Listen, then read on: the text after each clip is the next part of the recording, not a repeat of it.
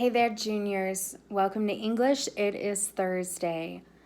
Don't forget to check out your quick write under the classwork tab. That should be up. Also, 5 complete and quality sentences, okay? Your quick writes from Tuesday, Wednesday, and today are all due tomorrow at 9 a.m. So make sure you're getting those done and turned in on time, okay? I don't want you guys to fall behind. So yesterday, you should have read an occurrence at Owl Creek Bridge. Now, I warned you it was meant to be a scary story. Did you think it was that scary? What did you think about it? Was it a good story or a bad story or an Edgar Allan Poe story? So that's what it was. He talked about all sorts of different stuff, but it goes back to our theme of innocence and experience.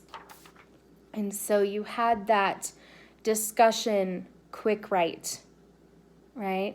So make sure you're getting your initial posts done for your discussion.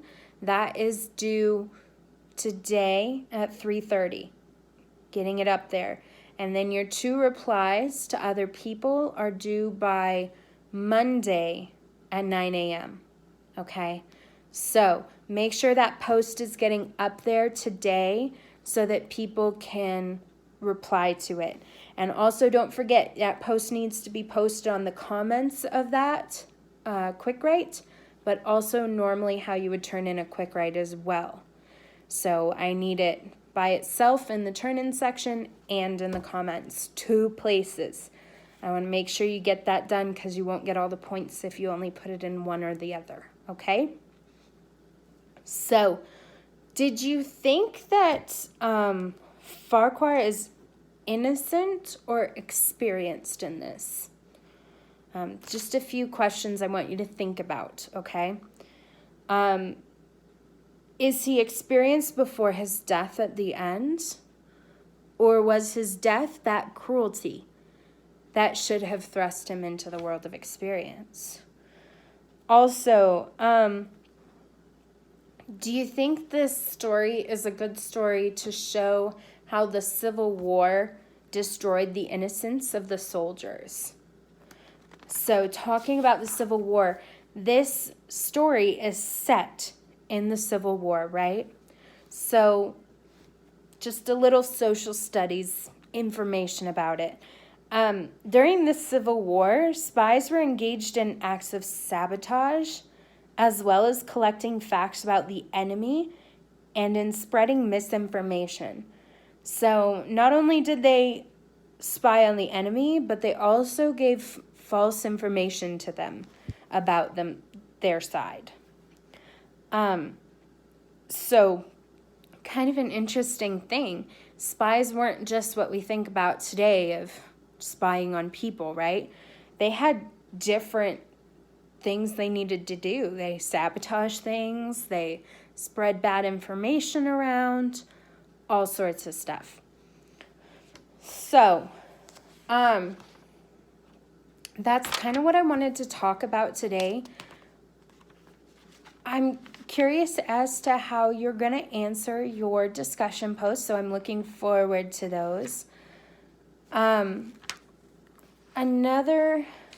do have a couple historical tidbits I want to share with you also. Treason. It talks about treason on page 470, right? It doesn't really come out and say treason, but it discusses what would be an act of treason. Treason is the betrayal of one's government. In 1790, the U.S. Congress fixed the punishment for treason as death by hanging. During the Civil War, no Confederates were ever officially tried for treason. Though Jefferson Davis, the president of the Confederacy, was indicted for treason, he was never tried. So, interesting information there. The other historical thing refers to 472, when they're talking about reloading the rifle.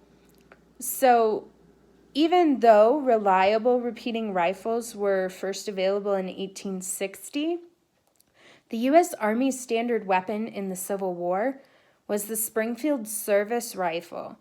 You had to reload that after every shot. The charge forced in with a ramrod. So you could take one shot and then you'd have to set it down, clean it a little, put in your shot and ram it down there, and then you could fire again. And I mean, the soldiers got pretty fast at it, but it's nothing like a repeating rifle. So that's what they had to deal with in the Civil War. Even though the better machinery was available, they didn't have it. So a few tidbits about this story in the historical sector. So make sure you work on that discussion post. I look forward to seeing what your thoughts are on that. And that's what I want you to work on today, other than your quick write, is making sure you've got everything done and in that needs to be in, okay? So if you're behind in anything or have any missing assignments, I suggest you use the rest of today to finish those, okay? Tomorrow I'm going to introduce the author of the next piece that we're going to talk about, Stephen Crane, and talk about situational irony. That's going to be a focus in the next piece. So, all right, that's what I have for you today. I do have office hours today on Google Meet from 1 to 4 p.m. If you have any questions, please ask them. Or if you want to use that time to do your check-in, that's great too. Make sure you're getting your check-in done. Those are now worth 5 participation points a week. So if I don't hear from you by Sunday, you're going to lose participation points. Make sure you're getting your check-in done, okay? All right. Good luck and have a good day.